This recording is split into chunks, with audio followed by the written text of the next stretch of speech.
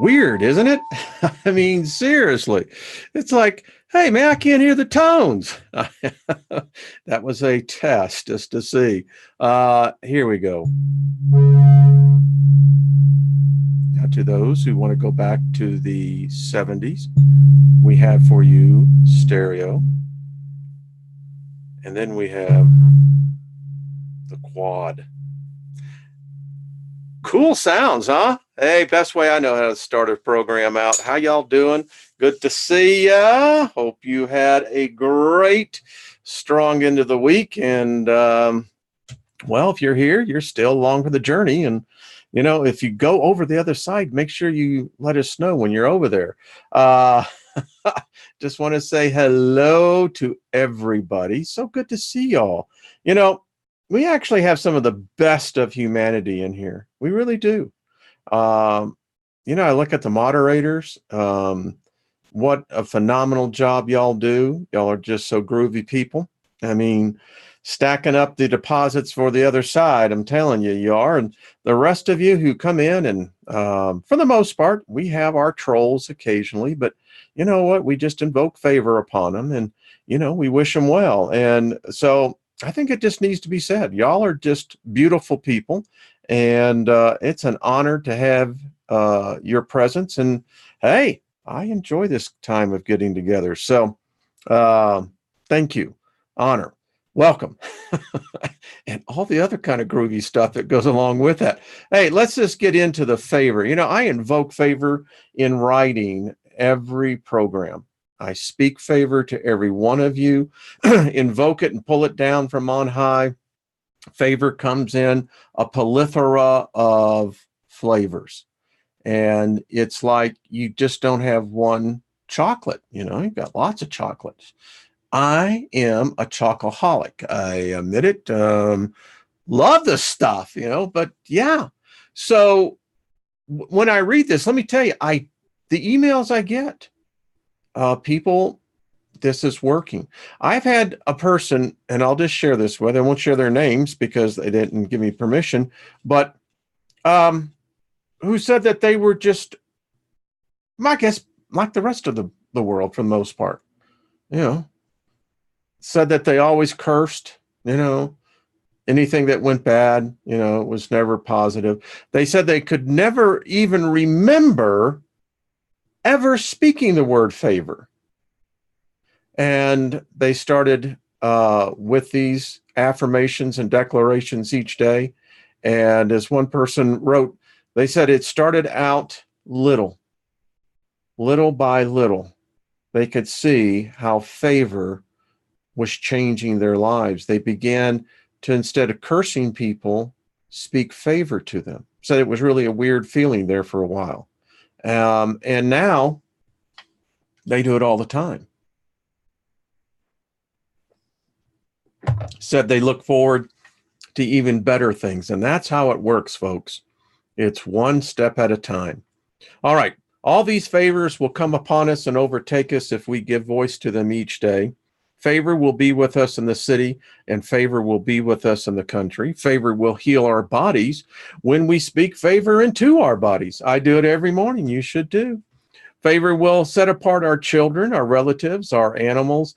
Our ground is favored with abundance of joy. Favor will be on our food, water, and our pantry. Favor will walk with us when we come in, and favor will walk with us when we go out. Nothing wrong with that. Favor will cause our enemies to be at peace with us. Favor will be upon our barns and storehouses where we keep our valuables to prosper and be in safety. Favor will be upon us in everything we undertake. Everything we set our hand to, favor shall cause it to prosper. Think about that. Talk about the Midas touch. Can you feel it, baby? I'm laying my hands on you because you're going to prosper. That's all I got to say. Favor shall be upon all of our material property, and favor shall cause it to last longer than anybody else's, and it won't break like everybody else's does. Favor will be upon all of our material property. I already said that. Favor will be shall protect us. offspring, our relatives, our possessions from calamity. Favor will lead us to good fortune in all things. Favor will cause us to be the head, not the tail. Favor will cause us to come out on top every time and not beneath, because our enemies will be beneath us. Favor will cause us to always to be above and not below. Favor will cause us to have favor with the elements. Favor will cause us to have favor with the spirit realm. And favor will cause us to be favorable with everyone we meet. They will see us in favor, and favor will seek us out. And we all say, it will be created in my words, and what was said has been done. If you don't have that, you should get it. But hey, I'm just speaking for myself. Let me get out of here, and I'll get right back into here. Hey, there I am. How y'all doing? Hope you're doing good.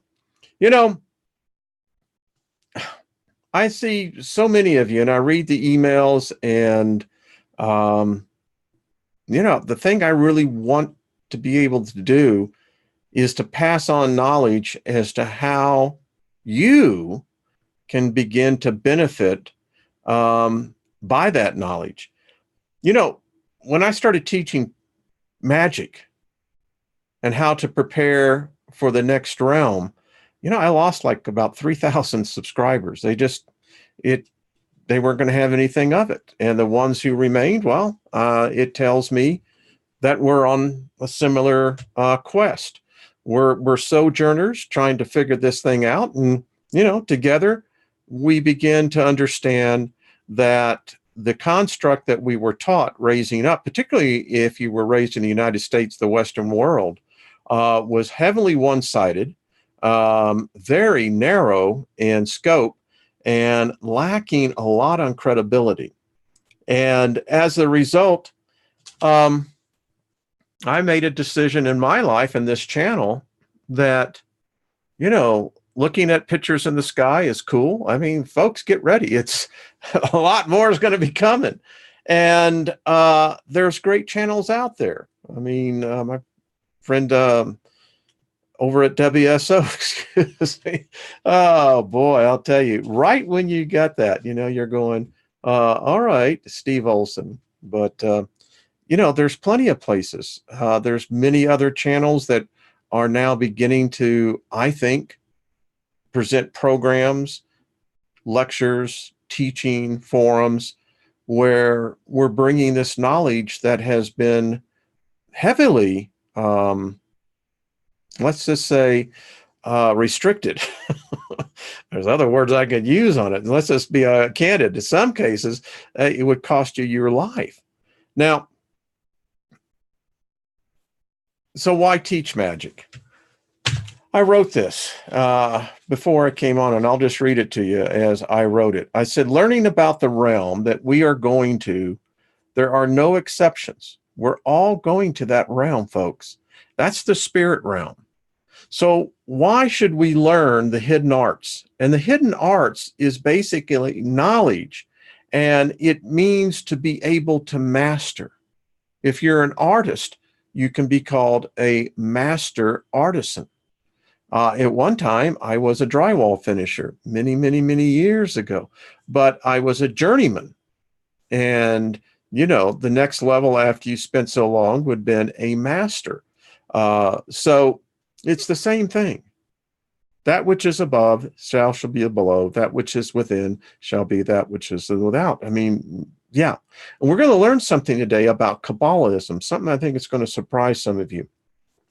So we learn how the energies and forces can be mastered and manipulated. Energy beings can be made to do your bidding. Why learn about such things? I will tell you why. Because there are laws, principles, dominions, kingdoms, advanced structured regulations that exist in the other realm as they do here, and will be followed once you pass over to the other side.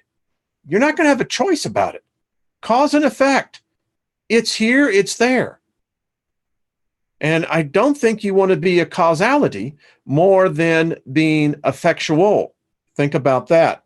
And once you pass over the other side, you're going to learn. We all are.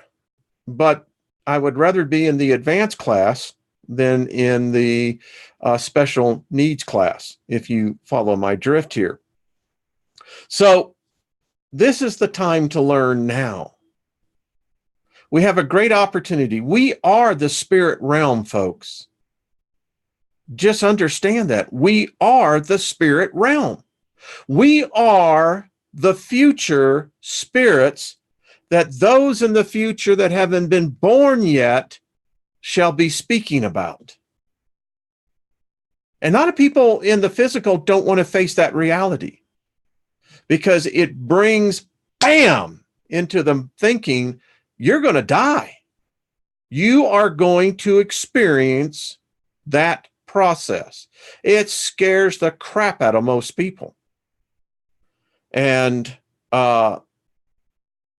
I ask why. We've been taught wrong. It's an experience. When I go to sleep, I am not all twittered and get myself wrapped up into knots thinking, am I going to remember my sleep? I go to sleep and it's sweet. I wake up. That's a form of death every day. It's the same process. It's just going to be a little advanced. So while we're here on earth, we need to learn this. And the thing that we can learn as well is that operating within this physical, temporal, corporeal realm is that it has laws, it has principles that, if followed, it never says you can't manipulate, you can't master them. It's never been written like that, never will be. Because those who do don't want to share it with everybody else because it works. And it works really good. Remember, nothing in your life will work unless you have faith in it. You go and, I don't know, you get up each morning, you go to work, you drive. You put that key in the ignition. You're not sitting there going, oh God, please let the car. Well, maybe some of you are, but for the most part, you're not sitting there praying, making sacrifices, conducting rituals, hoping that the damn car is going to start when you turn the key or push the button, whatever the case may be. No. You bought it. You know that that was part of the process. Now, if it doesn't, that begins to get you into crisis mode. Same thing in life, baby. It's the same thing. And the thing about it is I have found most people have such more faith in the negative aspect of life than they do the positive. And then when they want to begin to change into the positive, they're finding they're having to fight this tsunami of emotions and feelings and habits. And we are creatures of habit. People don't like to know that change is a coming, and it happens. So knowing this knowledge will change your circumstances, change the energy of your environment, and will make you master of your destiny instead of being a slave to wherever the wind blows. There are people here that are facing challenges, situations. Hey, folks, you know, it's a weird reality out there. People are losing their homes. People are hungry. Poverty. It's what we're talking about. Poverty. That's a curse. Poverty is a curse. Hunger is a curse. Homelessness is a curse. Unless you want to be nomadic. And there's nothing wrong with that either. You carry your home with you. But no. These are curses that we're talking about. And they have to be dealt with accordingly.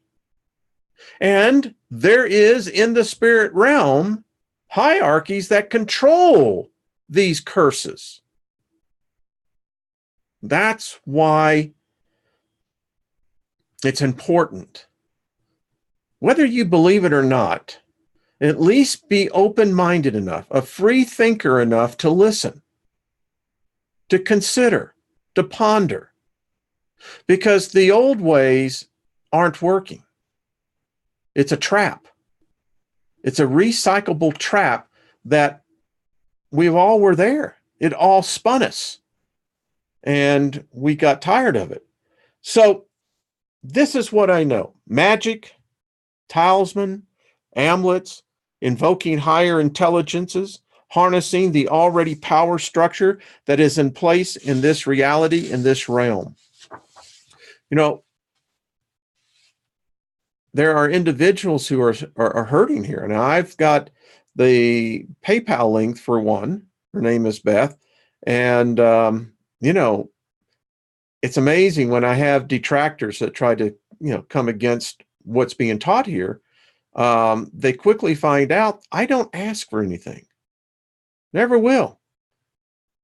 And when they accuse me of that, I often say, well, show me the link. I'd like to see this because I ain't getting any of it. No. This channel sponsors Cajun Queen Tarot and her efforts on her food pantry.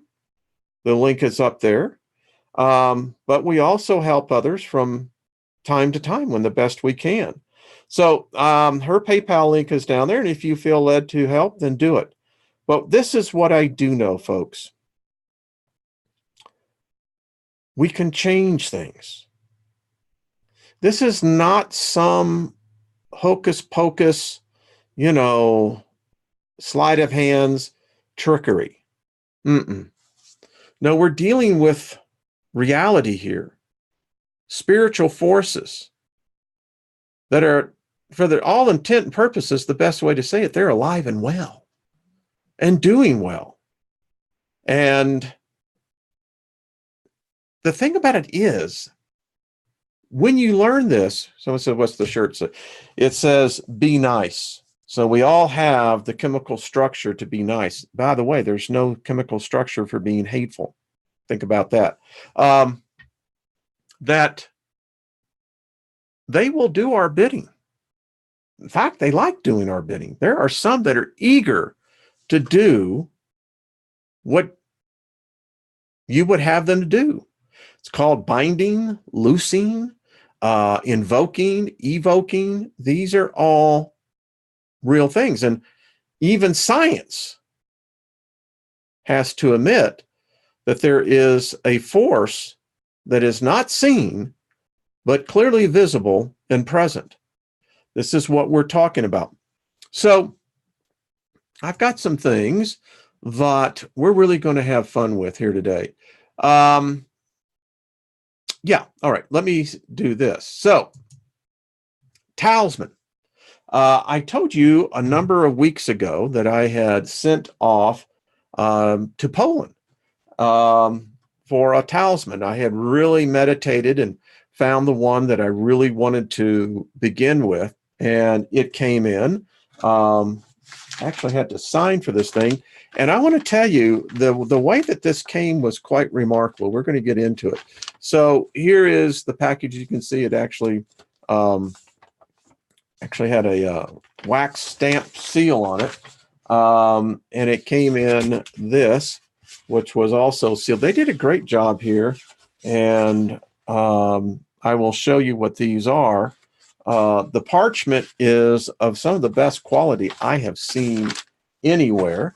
Let me just show you what it looks like. So this is the talisman that I went through. This is the fourth pinnacle of Jupiter.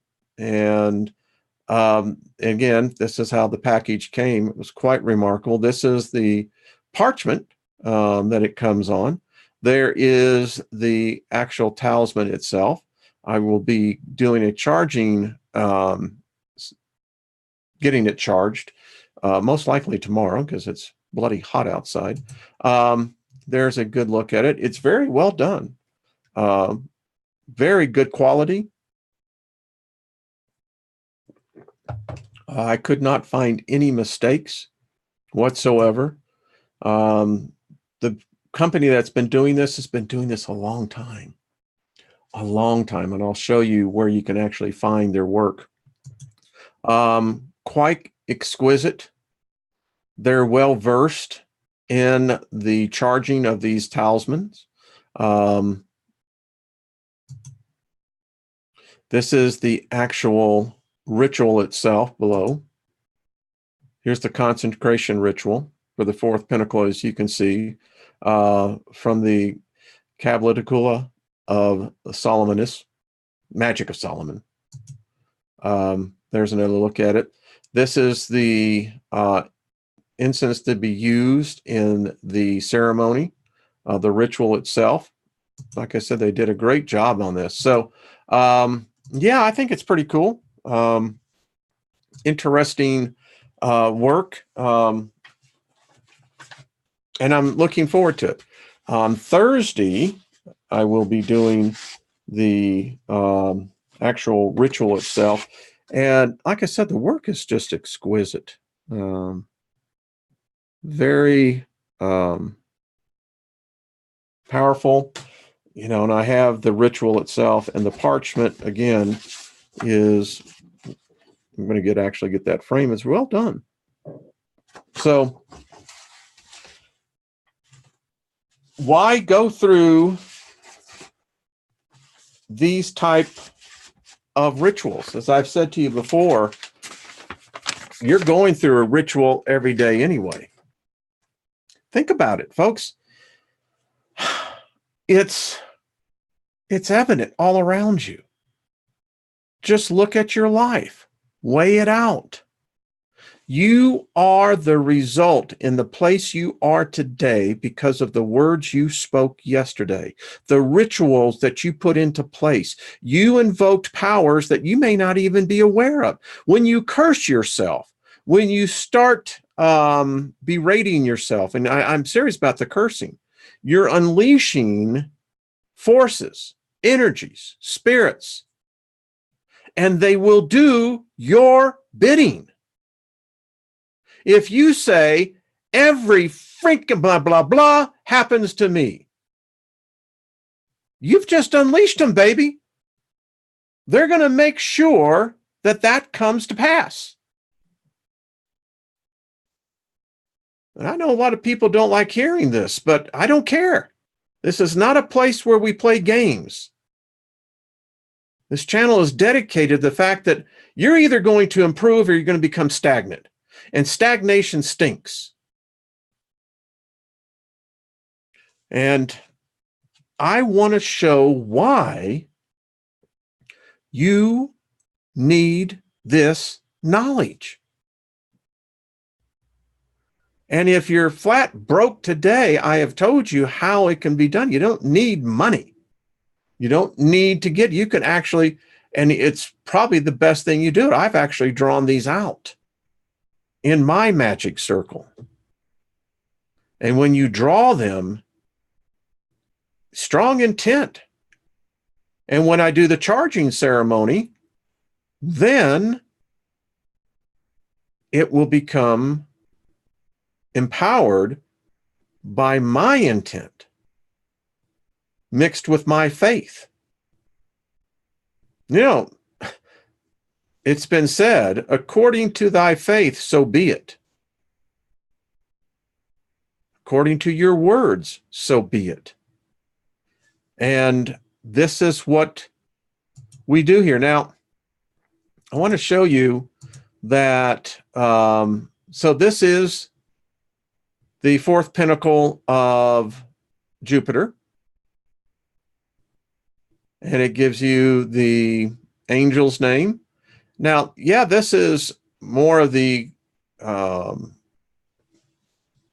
Kabbalah type thinking, but there is something that we're going to study about the Kabbalah. It's very powerful. And like I said, you can choose your own thing. I mean, think about like this. For nearly 50 years, I was a self-proclaimed Christian. Probably 35, 40 of those years, I endeavored to live the doctrine, and it's impossible to live, but that's not here nor there. But one of the things that I did know is that this works, and I'll tell you how I know this. See, I belonged to the particular branch of faith of healing, laying on of hands, anointing, prayer cloths, All of these are rituals empowering inanimate objects. Many times they have their own sigils within them. Christianity, in this case, is laden with sigils. And I know a lot of televangelists that makes a lot of money selling their trinkets in the same way. Candles, holy water. It goes on and on and on. It's the same process, folks. Nothing different. Where do you think they learned it from?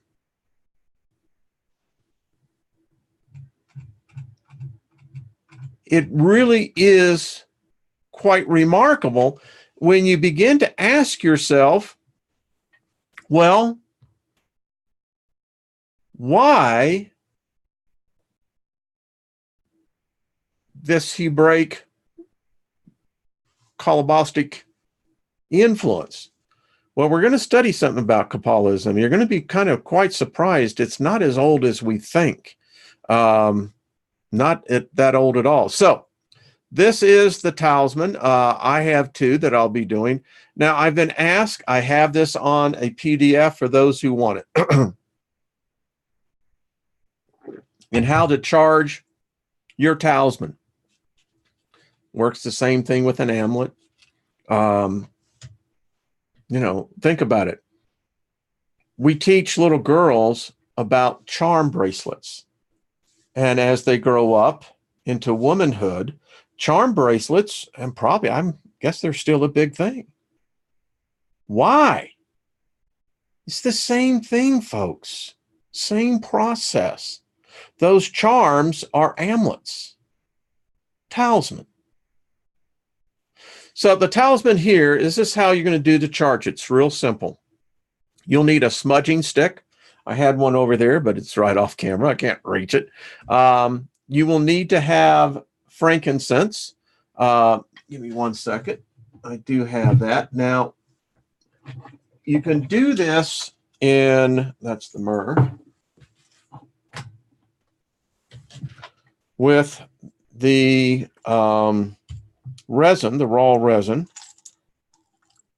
And there is a process by which you literally have to, excuse me, folks, to get that to burn.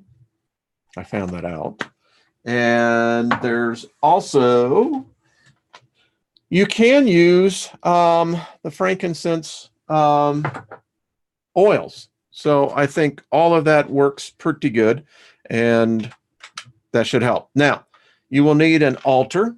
An altar is no big deal in this case. It's just something that you can set this up in. If you want to have it in a circle, you can have it in a circle. It's not really required. I like, I have a sheet that I put over mine. You can actually cut your sheet in a circle, yes, and you can actually have sigils on it that particularly speak to you. All right. So what you're going to do, first you're going to conduct a smudging cleansing of the room and of all residual energies, and smudge yourself at the same time. Sherry Spears, who we don't see anymore, but she made me this beautiful wand made out of, I think they were hawk feathers. You should do this as well over the altar. Then, if you're going to burn frankincense, I'll just tell you now, you need something that you can buy these little charcoal pads, but if not, you can get it hot enough and it will burn, but it does get hot. So I just want to let you know that. Light the frankincense and pass the talisman through the smoke. Place the talisman at the center of the altar. Now, this is important. This is where, even in the letter of the law, intent is everything. Many people have been convicted of murder or participation in crimes because their intent And there's a whole legal jargon behind that. But intent is really important here. I would recommend this. I've had one talisman here that I have this getting it so clear in my mind that there is no ambiguity as to exactly my intent. There's no room that there could be any type of leeway. It's very well focused, and it's taken me weeks to define it internally. As a man believeth in his heart, so he is. Out of the abundance of the heart, the mouth speaks. You see how this goes?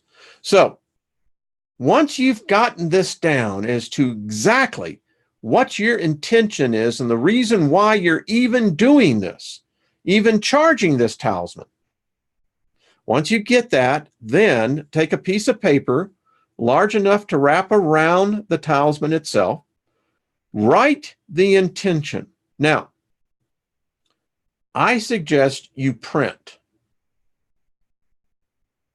I'm just saying, you know, cursive writing, it has, some people look really good in cursive writing, but it's easier when you start printing, and I don't know why. It's just something that, again, you have to stay focused in on it. Write the intention you want for the talisman on this piece of paper, and then wrap the talisman in the paper. You may also write sigils or symbols on the paper as well, any that resonate with you. Now, I have all of these talisman. This is the book form, but I do have it in PDF. And again, if this is not your cup of tea, no big deal. But it's amazing how many talisman I see people walking around with. Crosses. Half moons. Yeah. In fact, most jewelry is some sigil of some kind. Think about it. Now, sit for a minute and visualize the intention. Through my career, going up through the corporate ladder, the companies I worked with sent me to management school. These were some of the best schools in the country, and many corporations send their top leadership, starting particularly, you know, you look at a director to vice president to C-level executives. And many of the courses that I went through taught the importance of visualization. The reason why you make an org chart is that so you can visualize as a CEO or C-level executive as to how the information and responsibility will flow through your company. And you memorize it. It's the same process here, folks. You have to see this. You have to really sit down and really focus. Most people can't sit that long. I know people, and I know this sounds strange, that will put themselves into great pain in visualization. I don't have to do that, but it's very effective. The top athletes learn very early in their sport of endeavor what visualization techniques will do. You always see the end result. I taught sales for a very long time, and the thing that I would teach men and women is that when you go into a cold call or going into a big deal where it's, you know, you're negotiating, I said, never get yourself lost in the details. You see yourself at the end. What is it that you are expecting?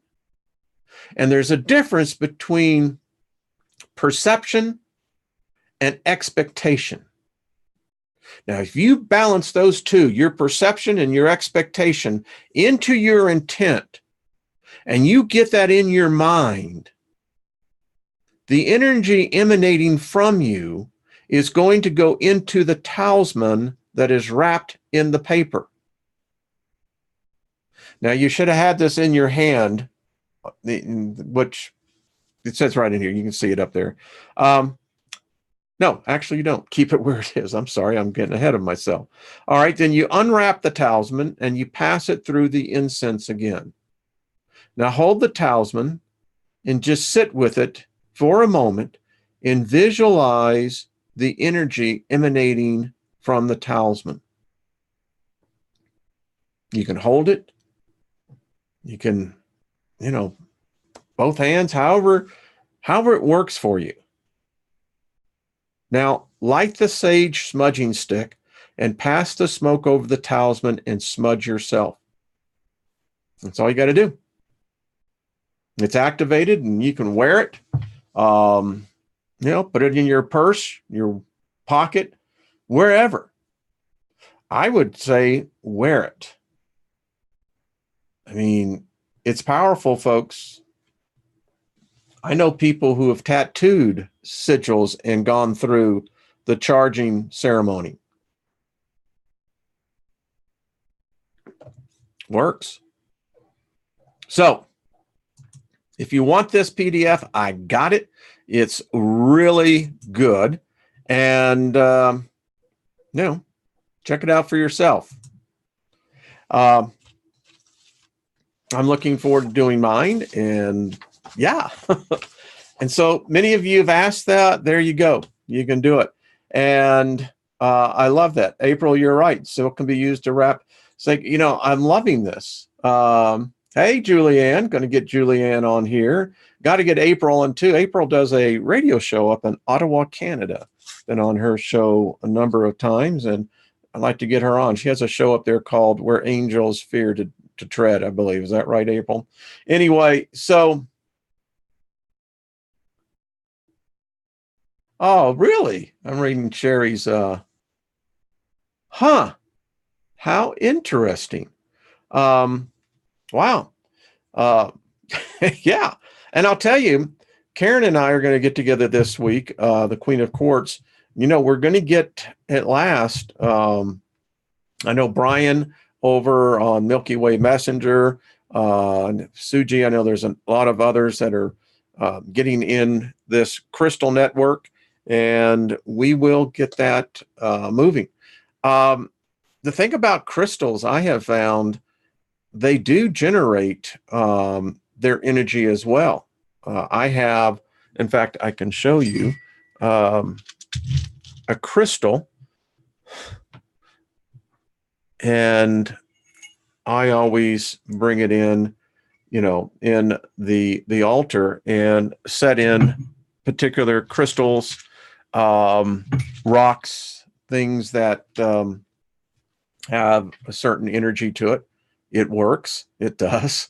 And you can do this any time of the day or night. Depends on where you're at that. The thing that I'm trying to say here, folks, is that this is what change does.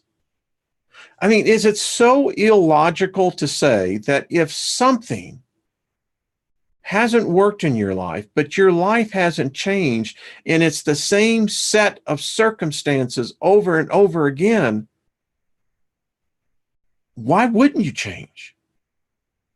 I mean, you would have to be either one who enjoys pain, misery, poverty. I don't think so. I don't like those things. Now, I'm not saying that we should all go out and become so materialistic minded. No, there's a balance in everything. But I'll tell you what I do believe.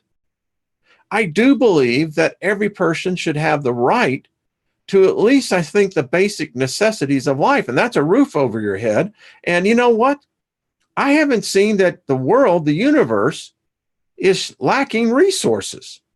And if, in fact, as we have found out, that there are, call them what you want, angelic beings, we've learned it's just a degree of how they are advancing.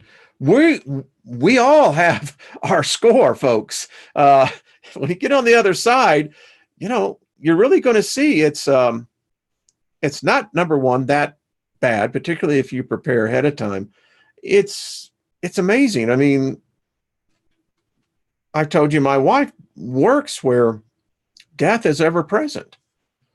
A lot of people leave their lifelong journeys um, where she works at. And I'm telling you, folks, the death process is different for each person. And the ones who seem to have a much broader acceptance outside of a religious doctrine seem to be the most at peace.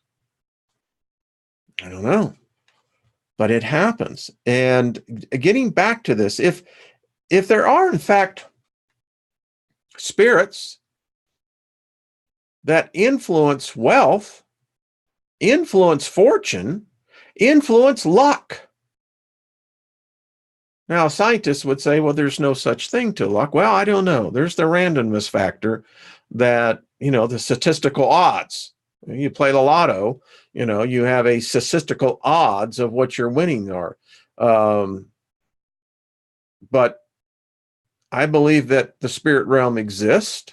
I've seen them.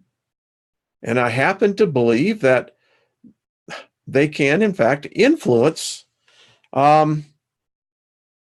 situations. Absolutely do believe that. Now, you may not. That's cool. But I'll tell you why I believe this. So if we look at this, right? Now, I used to pray to this Christian God.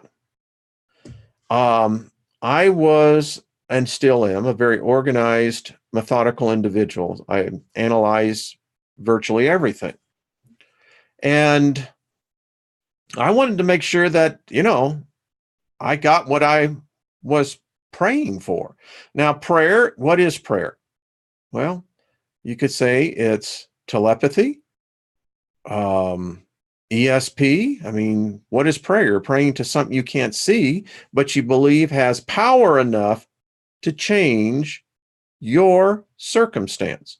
So I was a person who went through the New Testament. I had every scripture, particularly in the Gospel of John, between the 13th and 16th chapter. 5 different times there are specific things you do, and it says God will do it. You're almost like you have bind God to do your bidding. I'm not lying to you. All of you who study the Bible will know exactly what I'm talking about. So I prayed for the success of my company. All right, let's just talk about what has to happen in order for my company to be a success, that I'm asking God to bless it. All right, that means that I've got God, this unseen entity, that is now influencing circumstances. Something that may have been negative, because I prayed and believed that I have received those things for which I prayed for it and asked. I shall have those things for which I've asked. Boy, I knew Hebrews 13:4. Any of you who don't know what Hebrews 13:4, you need to go read it. And so you think about this now, folks. This is no different than what I just taught you right here. Except the difference is you are the one that's taking control. But getting back to my prayer, thank you, God, for blessing my business and the success of it. Oh, we went to prayer meetings. We had circles of which, folks, this is ritualistic magic. It's where I learned it at. And I know it works. Because the influence that took for circumstances always to come out in my favor. Now, what happened when it didn't come out to my favor? What? I didn't get God's attention? It wasn't his will? Well, if he's got a will and I have a will, then, where do the wills come together? You see, that blows up right there. So this is how it's been. This is how it's taught. We know the Beatitudes say that, well, blessed are those who suffer. Well, I mean, I never bought that. It's like, what? You know, I mean, I went through suffering for the first part of my life. It was terrible. I could never understand that. It sucked. I didn't like it at all. I mean, I came out with a good attitude, but trust me, there were some times that I needed to be yanked up by the short hairs and get my head straight. I mean, there was a long time that I had my head up my ass so far that there was no seeing anything but what I wanted. But that's how it is with so many of us. So to continue to play this out now, this is how I lived my life for nearly 50 years. I mean, we would do communion over this. We would eat his flesh over projects, investments. Folks, that's a form of ritual magic. The only problem is I don't like that God. Wow. Huge. Something just pierced into my right ear. Anyway, so the critics can criticize all they want, but I challenge any one of you to show me where I'm wrong. You can't. I lived it, sweetheart. I know of exactly what I speak of. So when I see this kind of real magic, call it what you want, then I know. Now, I'm getting short on time. I did want to show you, I found this excellent paper. It's the Book of Self-Creation. And it is cool, folks. I really like this guy. He writes from a free thinker's point of view.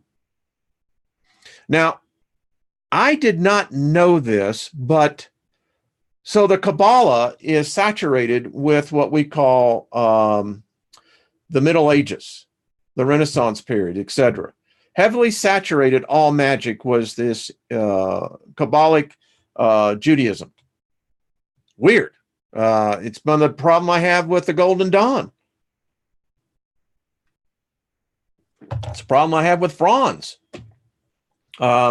Even Agrippa. Is that they're trying to say that we're independent of this Jewish influence, but we're not. So I want to read this to you.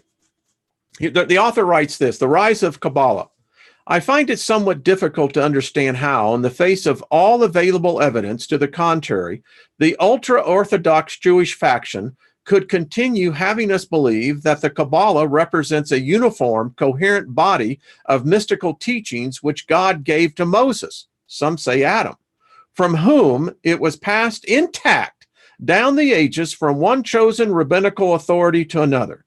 I suspect that this claim has something to do with a most problematic issue to be found in spiritual traditions, one that needs to be faced fairly and squarely, especially as it negatively impacts the world of religion like a plague. I am referring to the general tendency to consider traditions labeled ancient and to be good, and the view that anything contemporary cannot compare with the wisdom of the ancients. I suppose in a couple of thousand years, what is written today will be similarly categorized. However, plain common sense would tell one that just as much rubbish was written in ancient days as we find in our times, and equally profound and inspired material is penned today as in ancient writings. Also, what is the difference between a tradition, say to have been given by God to Adam, or one inspired by God in the 13th century and transmitted through Moses d'Elon and supposed author-editor of the Book of Splendor? Absolutely nothing, except that those who wrote in the Middle Ages were having the same problem we're facing in our own times. They were battling fellow religionists, unwilling to give credence to anything not authored by some or other venerated ancient authority, i.e., at least one recognized as such by tradition, legend, or both. We similarly have to deal with the inevitable one-upmanship of the wisdom of the ages and the infallibility of the sages of those ages. I love that, the sages of those ages. Whether history tells us otherwise or not, equally. Whether one recognizes this as a prodigious load of baloney or not, this dreadful situation forced serious thinkers who would have liked their personal output to have been taken seriously to attribute their own writings to some or other religious personality with a legendary reputation. This kind of thing is still happening in our day, believe it or not. As far as the history of the Kabbalah is concerned, we are faced with a battle raging between fundamentalist religionists or not willing to concede the validity of serious historical research, especially when such investigation has proven conclusively that the tradition called Kabbalah indeed started in the Middle Ages. It would seem they think that if they had to admit the validity of verifiable facts, this would minimize the authenticity of the tradition. We're suckers, man. We suckers. Excuse me. Since I do not care whether a tradition is 2,000 years, 200 years, or 2 years old, this makes absolutely no sense to me at all. And I agree, makes no sense to me either. It is surely the teachings that is important and how meaningful it is to us now. The issue is clearly, again, the older is better versus which appears to be at work here. And it is high time somebody does something about it. If you want this, let me know. This is how this gentleman writes all through this paper. It is remarkable, folks, to realize that how we have become almost, we do this. It's like we leave one belief system, but we end up inevitably somehow replicating it. I don't think we should. It's like, wait a minute, there's got to be a better way. And I think there is a better way. Now, some may not think so. Some people think that the old traditions are good. The problem with that is, if you're stuck in the past, you'll never be in the future. I love tradition to a degree. I'm not a person who's really stuck on things here of this earth. My life lent itself to that, taught me some really profound lessons. And so at this point in my life, I really could care less what most people think. Seriously, I don't. And because I find that most people have no idea what they're living. They think they're living life, but it's anything but. So we're going to continue to teach about spirits. We're going to teach about communicating with them. We'll probably do a live seance. Would you use a Ouija board? It doesn't bother me. Folks, I don't believe in this paradigm of bad demons and angels. Listen, they're spirits. That's all they are. They've chosen a path, and if I encounter them, I'll guarantee you I will win. Every time. They don't scare me. If that is the far of their progression, then I am far more superior to them. That's why they don't jerk with me. You know what I tell them? I said, I will chase you down. I will find you when I cross over. And then you and I are going to have a little talk. Guess what? It happens all the time over there, folks. There's no cops, no one looking to protect you. Many people find themselves, let's just say this, servants to something they never, ever thought would be possible because they went over completely unprepared. Well, there is those who will help you in the interim, but that only goes so far, folks. Your spirit guide is no longer obligated to you once you pass over. They've completed their mission.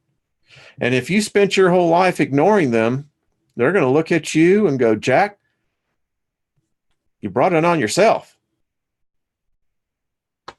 So, all right. I love this. 5 thumbs down. You know, you got to say, the way I look at this, those are the toes I stepped on. And you know what? You need your toes stepped on. You got to start waking up. You got to begin to realize you may not like this, but what's your alternative? Most of them don't have an alternative, but the same thing that has gotten them where they are in life. And we're going to change that here. So, all right. I appreciate you folks. I mean, I really do. It's a joy to be here. And, you know, we're going to have guests on here that, you know, balance the views out. That's what we do. No one pushes an agenda here. We're just saying, you know, I don't know. Do you like Archie or do you like Batman? Well, I like them both. Comics I'm speaking about. We're speaking metaphorically here. And, you know, the fact that I like comics means that there's also some comics that I wouldn't care for too much. But I'm not going to say that I don't like comics because of the ones that I happen to think are bad comics. Think about that.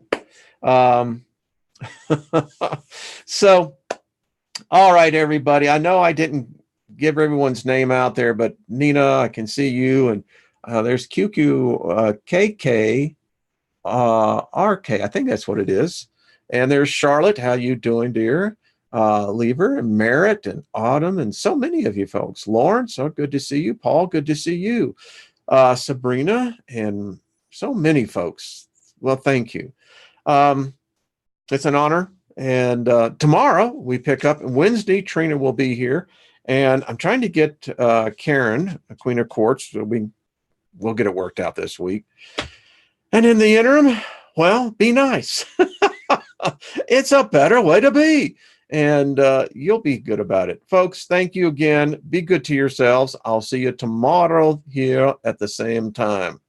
Well, you know, unless, I don't know, the full disclosure happens, you know, the alien invasion begins, the shift of consciousness happens. And if not, then, you know, we'll be here. All right, folks. Love you. Much peace to you. We'll talk to you soon. Bye-bye.